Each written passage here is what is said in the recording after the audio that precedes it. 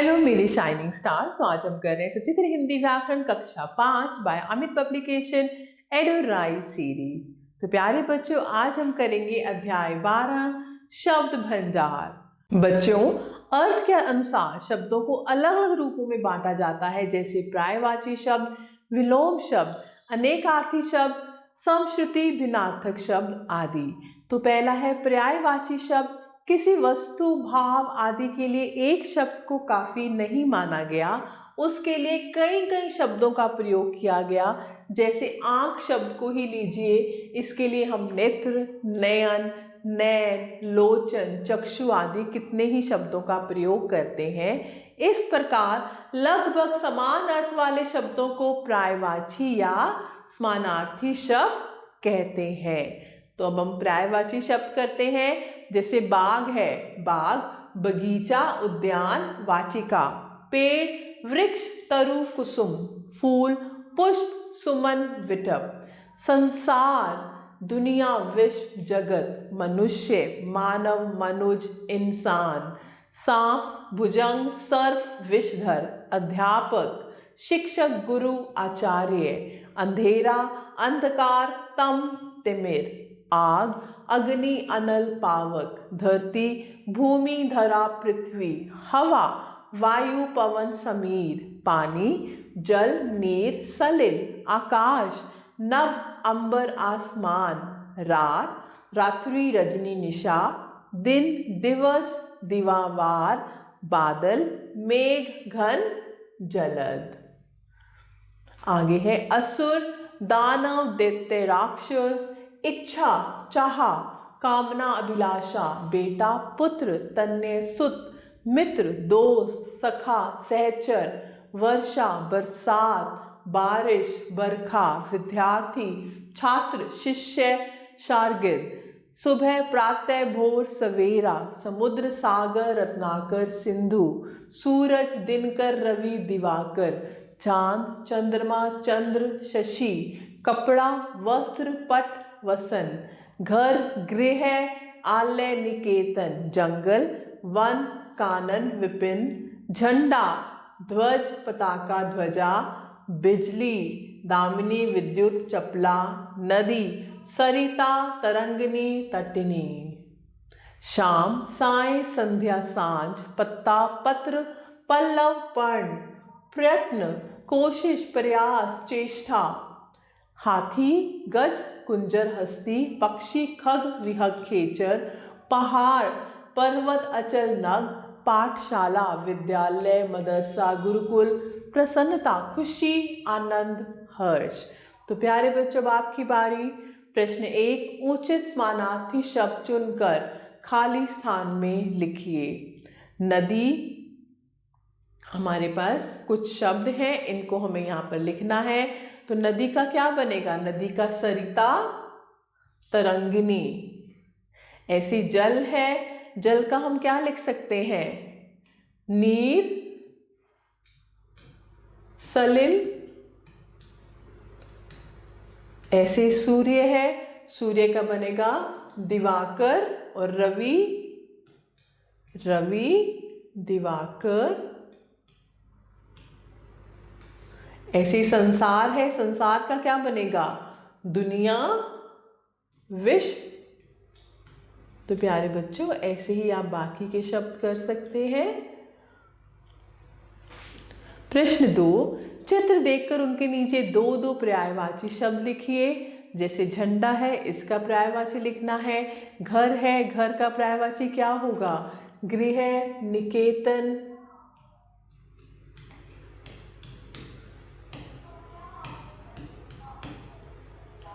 ऐसे यहाँ पर सूरज है, सूर्य है। दिनकर, दिवाकर। तो आपको ये सब याद करना होगा अच्छे से। ऐसे प्रश्न 3 है, निम्नलिखित शब्द खोज द्वारा वाक्यों के एक एक पर्यायवाची लिखिए। हाथी, तो हाथी का क्या आएगा? यहाँ पर आप देखो, ये बन रहा है गज। हाथी का गज। कुसुम, कुसुम क्या होता है? फूल यानी पुष्प। तो यहाँ पर आप देखो, पुष्प। ऐसे आंख का, आंख का यहाँ पर क्या बनेगा? लोचन। तो आप कर सकते हैं। प्रश्न 4, रेखांकित शब्दों के प्रायवाची शब्दों का प्रयोग करके वाक्य दोबारा लिखिए।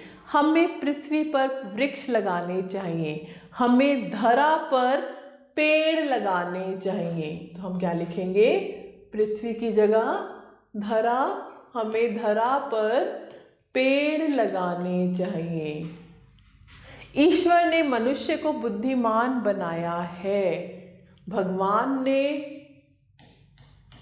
इंसान को बुद्धिमान बनाया है। तो ऐसे आप कर सकते हैं। अब हम करते हैं विलोम शब्द। बच्चों, विपरीत का अर्थ है उल्टा।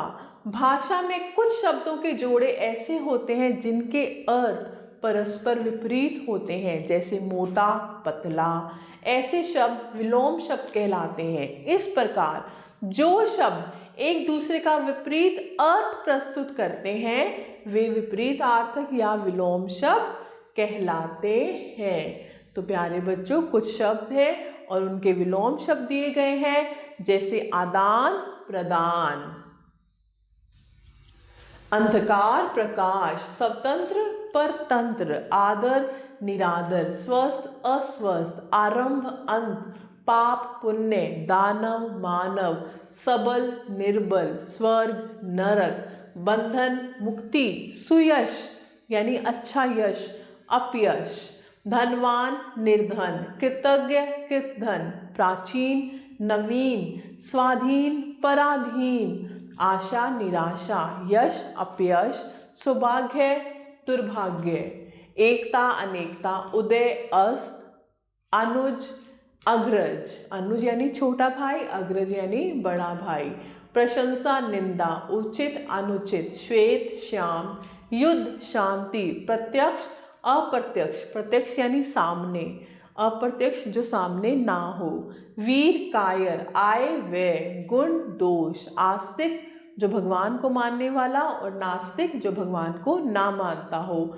विद्वान मूर्ख, सरस नीरस, जीवन मरण, उपकार अपकार, संतोष असंतोष, हानि लाभ, अंधेरा उजाला, आकाश पाताल, उतार चढ़ाव, सुबह शाम, नया पुराना, सच झूठ, सुगम दुर्गम, धर्म अधर्म, कोमल कठोर, उन्नति अवनति, सज्जन दुर्जन, स्वदेश विदेश, प्रातः साय, बलवान दुर्बल, सत्य असत्य, खुशबू बदबू, विस्तृत संक्षिप्त। और अधिक जानिए, हिंदी भाषा में कुछ विलोम शब्द अ, अन, कु, सु, बे उपसर्गों के द्वारा भी बनाए जाते हैं, जैसे सफल का असफल, सहारा का बेसहारा, उत्तीर्ण का अनुत्तीर्ण, सुबुद्धि का कुबुद्धि। ध्यान देने योग्य बात यह है कि तत्सम के साथ तत्सम विलोम शब्द तथा तद्भव के साथ तद्भव विलोम शब्द का ही प्रयोग किया जाता है, जैसे दिन रात, दिवस रात्रि, आना जाना, आगमन प्रस्थान। अब आपकी बारी। प्रश्न 1, दिए गए शब्दों के उचित विलोम पर गोला लगाइए।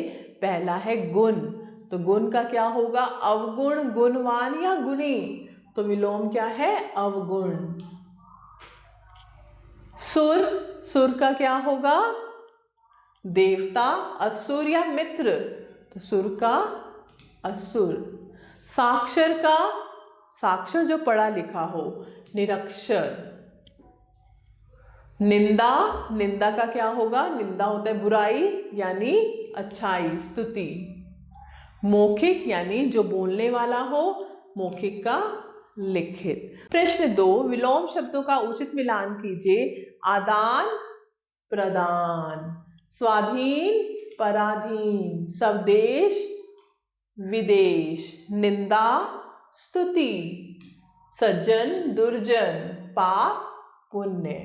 तो प्यारे बच्चों, आप ये कर सकते हैं। ऐसी प्रश्न 3 है। निम्नलिखित शब्दों के विलोम शब्द लिखिए।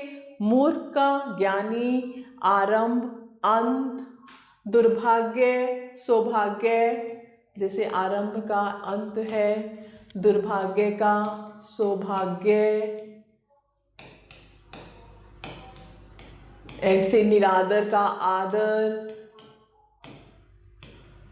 श्वेत का श्याम, अनुज का अग्रज। तो ऐसे ही आप बाकी के शब्द कर सकते हैं। प्रश्न 4 में रंगीन शब्दों के विलोम शब्द लिखकर वाक्यों को पूरा कीजिए। यदि तुम अपनी डैश से कम व्यय करोगे, आय से कम व्यय करोगे तभी बचत कर पाओगे। भाषण में अनावश्यक बातों को संक्षेप में कहकर आवश्यक बातों को, अनावश्यक का विलोम आवश्यक, संक्षेप को विस्तार, आवश्यक बातों को विस्तार से कहना चाहिए। अजीब जलवायु है इस क्षेत्र की। 2 साल पहले डैश आई थी और अब सूखा पड़ रहा है। 2 साल पहले बाढ़।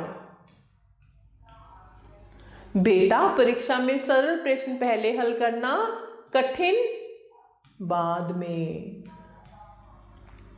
सदैव स्वच्छ जल पीना चाहिए। गंदा जल पीने से अनेक बीमारियां हो जाती हैं। श्रुति सम भिन्नार्थक शब्द। बच्चों, हिंदी भाषा में कुछ शब्द ऐसे होते हैं जो बोलने और सुनने में एक जैसे लगते हैं, परंतु इनकी वर्तनी तथा अर्थ भिन्न होते हैं। ऐसे शब्दों को श्रुति सम भिन्नार्थक शब्द कहते हैं। श्रुति यानी सुनना, सम यानी समान, भिन्न यानी अलग, अर्थ यानी मतलब, यानी सुनने में समान परंतु भिन्न अर्थ वाले शब्द। इस प्रकार ऐसे शब्द जो सुनने में एक समान हो परंतु जिनका अर्थ भिन्न हो, वे श्रुति सम भिन्नार्थक शब्द कहलाते हैं। कुछ श्रुति सम भिन्नार्थक शब्द है और अर्थ है। पहला है कपट यानी धोखा, कपाट दरवाजा, आसमान आकाश, असमान जो बराबर ना हो, नीर पानी, नीर बसेरा या फिर घोंसला, दिशा तरफ, दशा हालत, में अंदर, मैं अपने लिए प्रयोग किया जाने वाला सर्वनाम शब्द, परिमाण मापतोल, परिणाम नतीजा, कुल वंश, कुल किनारा, पिता पीना, पिता जन्म देने वाला, स्त्री प्रेस, स्त्री महिला और औरत, शाम संध्या, श्याम काला, कढ़ाई सख्ती, कढ़ाई सुई धागे से फूल आदि बनाना, अनल आग, अनिल हवा, और तरफ या दिशा, और तथा, शोक दुख, शोक रुचि, समान बराबर, सामान वस्तुएं, राज शासन, राज भेद या फिर रहस्य, दिन दिवस, दीन बेचारा गरीब दुखी, सुत बेटा, सूत सारथी, बेल लता, बैल पशु,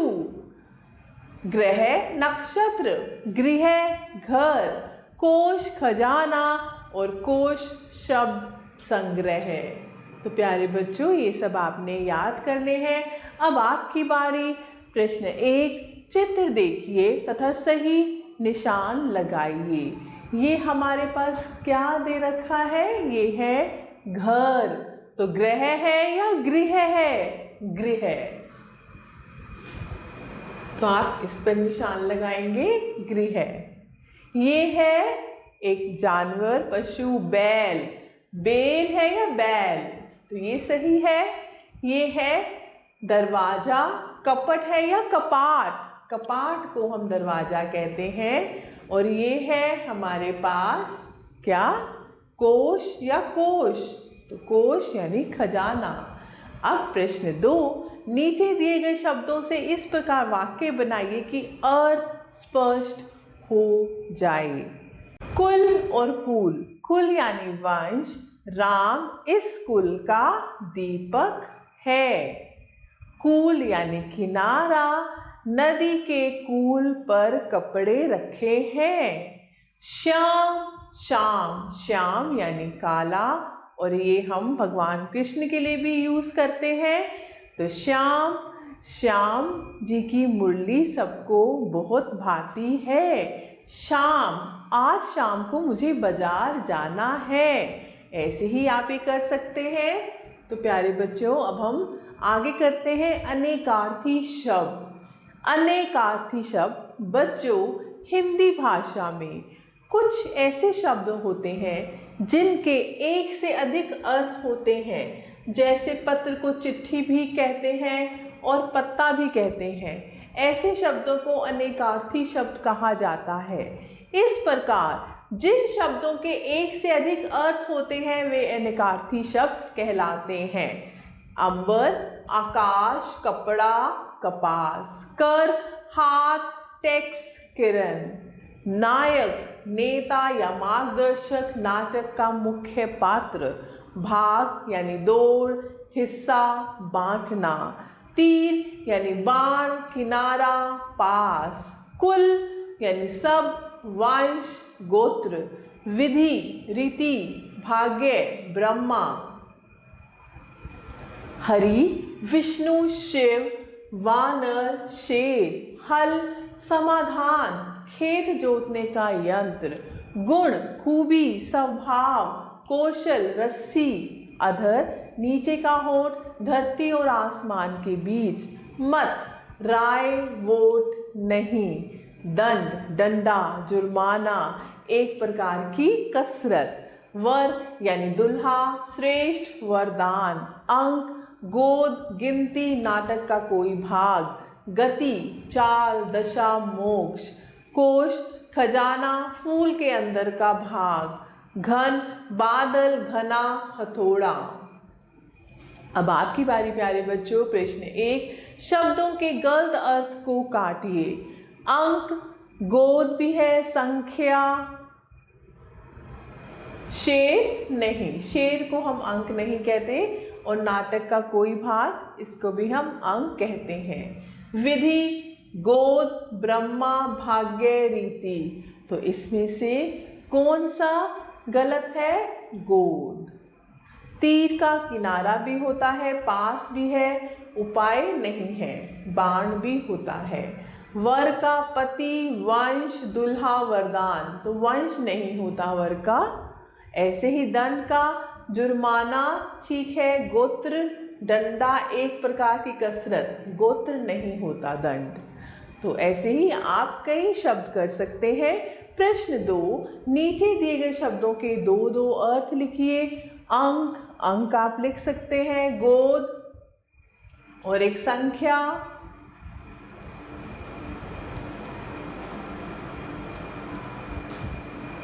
ऐसे हरि यानी विष्णु, और भी आप लिख सकते हैं।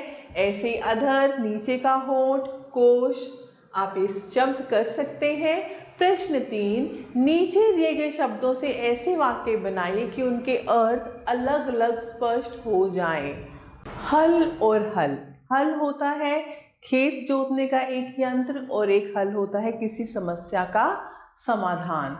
तो हम कैसे वाक्य बनाएंगे? मुझे अपने खेत जोतने के लिए हल चाहिए। मुझे अपने खेत के लिए हल चाहिए। और दूसरा है हल, मुझे इस समस्या का हल निकालना है। मुझे इस समस्या का हल निकालना है।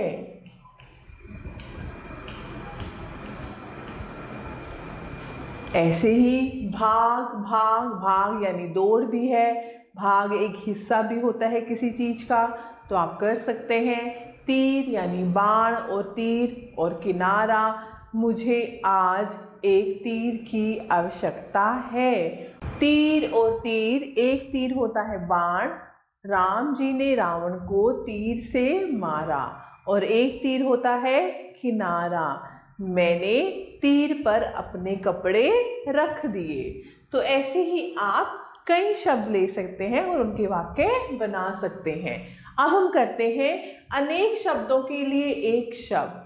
कम शब्दों में अधिक बात को कहना किसी भाषा की विशेषता होती है। हिंदी भाषा में भी बहुत से ऐसे शब्द मिलते हैं जो एक ही शब्द में बहुत सारी बात कह जाते हैं। यहाँ कुछ ऐसे ही शब्दों के उदाहरण दिए जा रहे हैं। वाक्यांश और एक शब्द, जिसका आदि ना हो अनादि, जिसका अंत ना हो अनंत, जिसकी कभी मृत्यु ना हो अमर, जिसका जन्म ना होता हो अजन्मा, जो दिखाई ना देता हो अदृश्य, जिसका मूल्य आंका ना जा सके अमूल्य, जिसका भाग्य अच्छा हो भाग्यशाली, जिसमें दया की भावना ना हो निर्दयी, जिसमें भगवान के प्रति आस्था हो आस्तिक, और जिसमें ना हो नास्तिक, जिसकी कोई उपमा ना हो अनुपम, जिसका कोई आकार ना हो निराकार, और जिसका आकार हो साकार, जिसे क्षमा ना किया जा सके अक्षम्य, जिसमें शक्ति हो शक्तिमान, जो हाथ से लिखा हो हस्त लिखित, जो गणित का जानकार हो गणितज्ञ,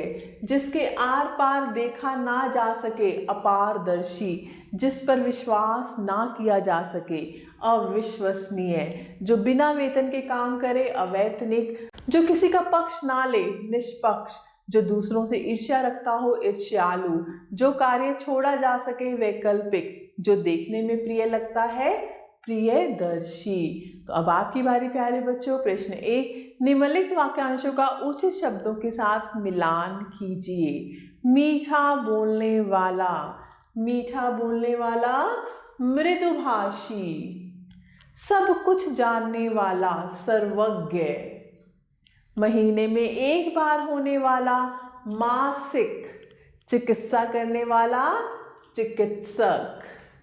प्रश्न 2, निम्नलिखित वाक्यांशों के लिए एक शब्द लिखिए जिसका आदि ना हो अनादि।